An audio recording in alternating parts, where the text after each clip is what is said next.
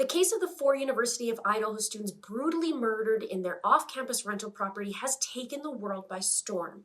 The name on everyone's lips these days, unfortunately, is Bryan Kohberger, the accused killer who has been thrust into this spotlight. However, there are 2 crucial pieces of the puzzle that has been kind of overlooked. 2 witnesses who could hold the key to solving or help solve this heinous crime.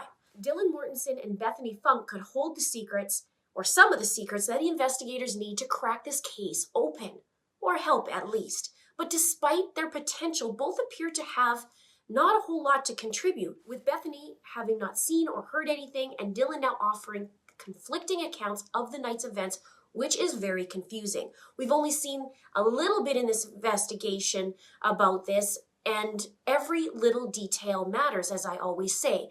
As the judicial process moves forward, it's up to the prosecution to take every little piece, extract the truth, and that also means potential witnesses included, of course. So what do the surviving roommates have to offer? What information could Dylan and Bethany have to contribute to finding justice for their friends?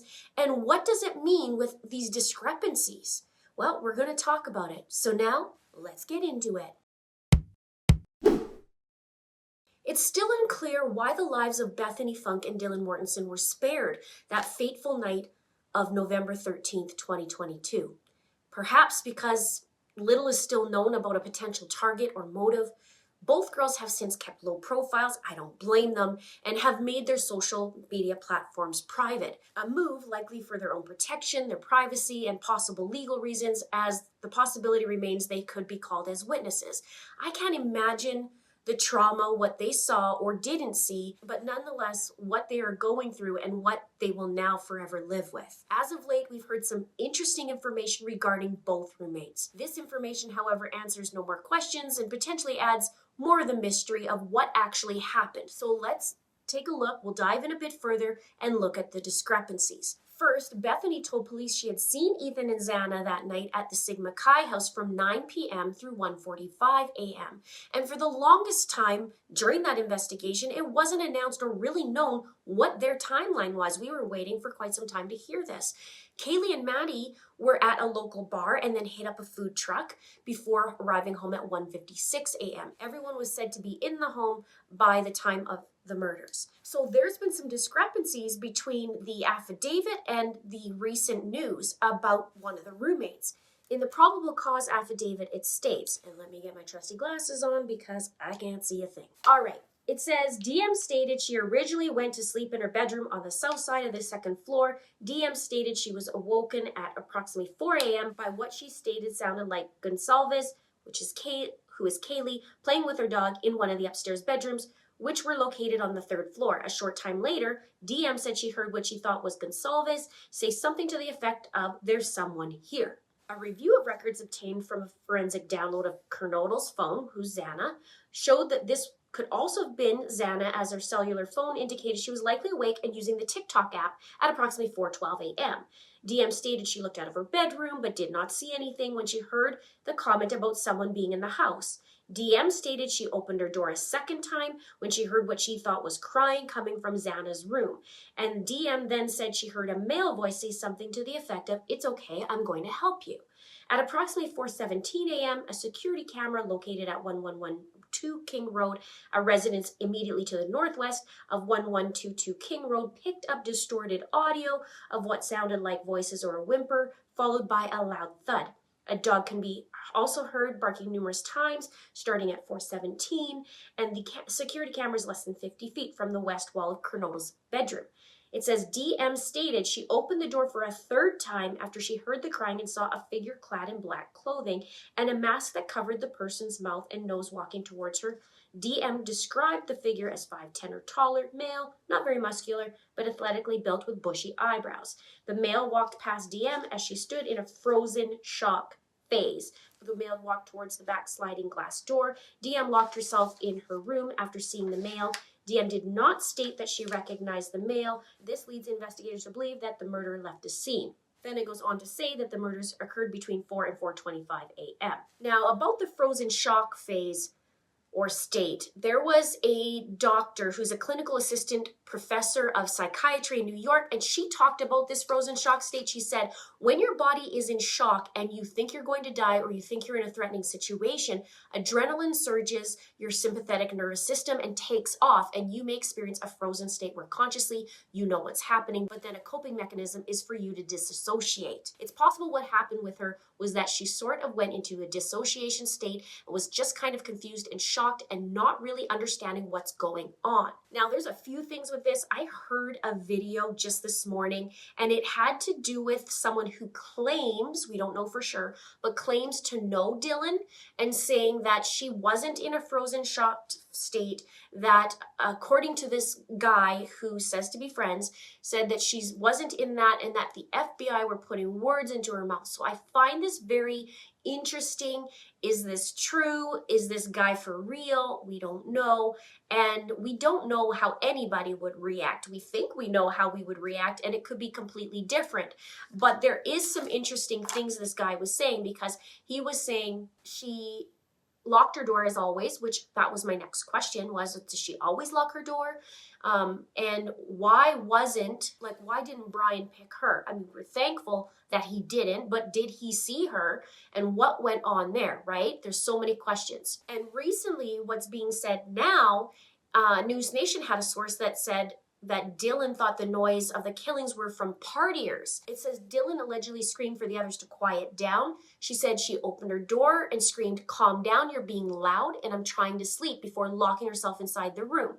And the source also said that Dylan allegedly told them she later opened her door again after hearing more noises and then saw a figure shrouded in darkness.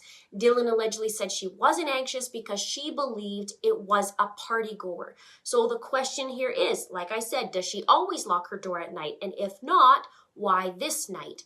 Especially if she believed it was a party goer. Was this source reputable? That said she was just thinking it's a partier, and is this the reason why she didn't call 911? So the question does become, why didn't she call 911, and who actually did? Dylan has fallen under harsh criticism for not calling 911 for that large amount of time that passed between the murders, which actually took place between 4 and 4:25 a.m., and when the call was actually placed at 11:58 a.m., almost 8 hours later. It's also known that it wasn't Dylan that called 911, only that her cell phone was used to make the call. And law enforcement have been also puzzled by this. They said they weren't sure if it was an issue of intoxication or fear. Either way, they said they were confident she's not involved, as well as Bethany. They said, despite the baffling delay, cops on the case are really, really confident about it not being an issue of Dylan being involved. They said, we look at these things through the lens of rational adults, and when we do that, sometimes things don't make sense to us, but she's a 20-year-old girl, and we don't know what she was doing or if she was scared. Now, an account believed to belong to Ethan's sister-in-law made several posts on Reddit before the arrest affidavit was unsealed. Ethan's sister-in-law has since revealed that Dylan, who was in the property at the time of the killings, as we know, along with Bethany, called all of the roommates after she heard screaming and crying coming from their rooms. In the post on Reddit, Ethan's sister-in-law said, Dee supposedly called all the girls in the house after the crying and screaming stopped and no one answered, and she still didn't call the police. She needs to explain herself and her actions that night. Now, when questioned about who did call the police, the sister-in-law added, the 911 caller was the friend who went in because Dee called him to come over because she was scared from what she heard in the night. Now, here's where that's conflicting information. She's scared, but then on the other account, she thought that there was a party going on. So this is some really strange things. I'm not sure if there's just wires crossed. Let me know what you think below. The post continued and said, he went to Zan and Ethan's room first, meaning the friend, then called 911. Why D or B didn't call the police once is the question. Now, Ethan's mother, Stacy, has also urged people to just instead look ahead as, Bryan makes his way through the court system. Stacy Chapin said that nothing has changed since Kohberger's arrest and that mourners should direct their anger elsewhere. There's a woman named Shannon Gray. She's a lawyer for Kaylee Gonsalves' family, and she said she was scared. She was scared to death, and rightly so. This guy has just murdered 4 people in the home. Everybody kind of forgets that. The Gonsalves family doesn't have any ill will towards her or anything like that. Now, we know police said early on that it's neither Dylan or Bethany who called 911.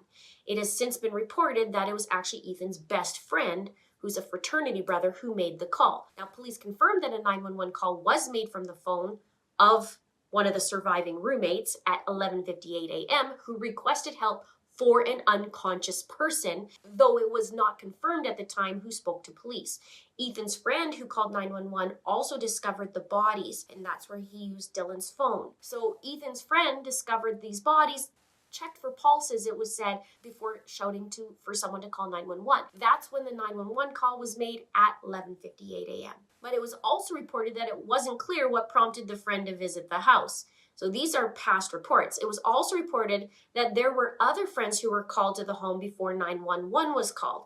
And some reports are stating that while feeling faint and sick, Dylan Mortensen called 911. A frat brother continued the 911 call for the unconscious Dylan and the hyperventilation of Bethany by picking up Dylan's phone. So we've now heard multiple details and accounts of Dylan's role in all of this. But what about Bethany, right? Where was she in all of this?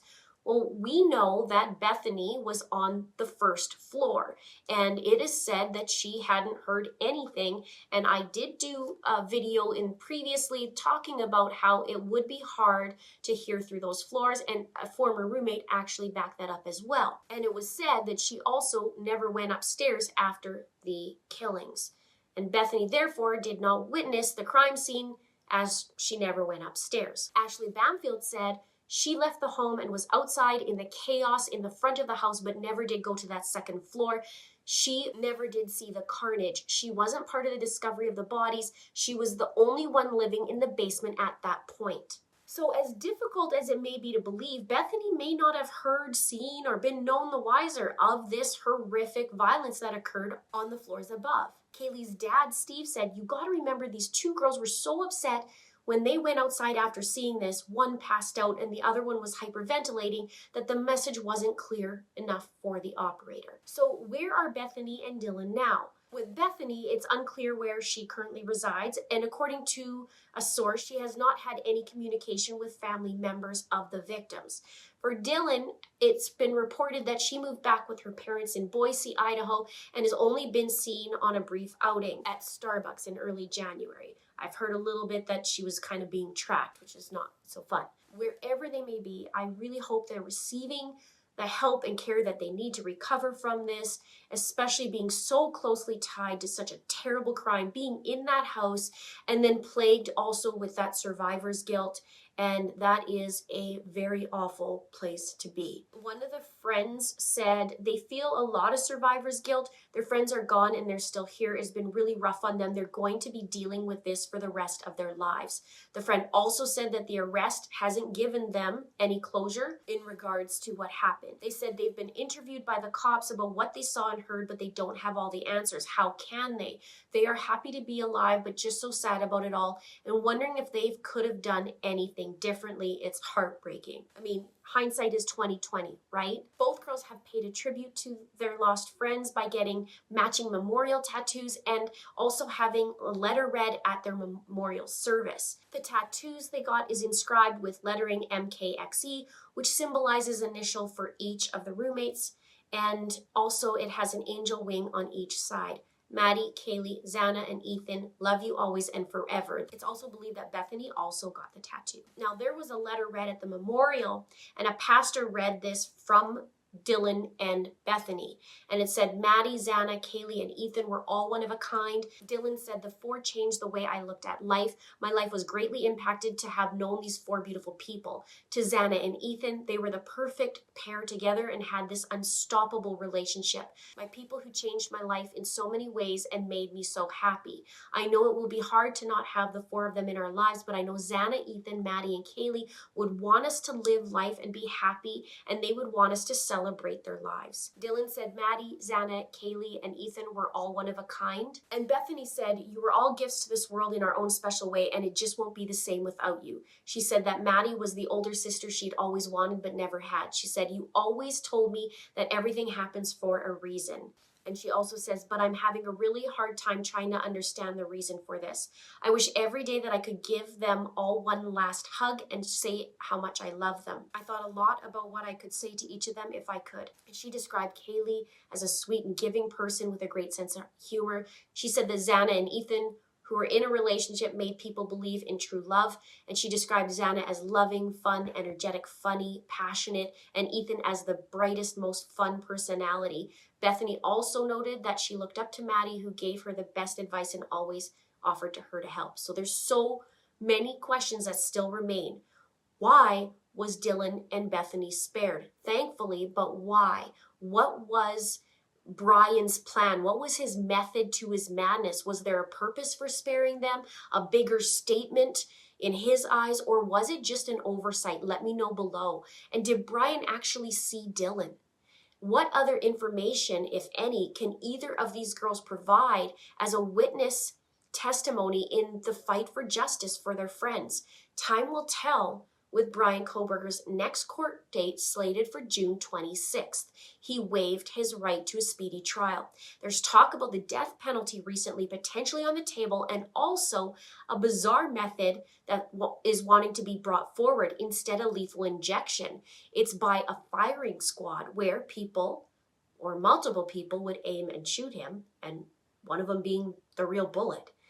And they're saying that it's because it's not having access or potentially harder to get the chemical for lethal injection. So what do you think about that? I find this very strange. Let me know your thoughts below. If you'd like to see more videos on my case, I have some theory videos, some timeline videos. You can check it out right here, or you can go in the description box below. This video is specially selected for a video that you just might be interested in. Please subscribe if you haven't done so. Please like. Don't forget to share. Thank you so much for watching. We'll see you in the next video.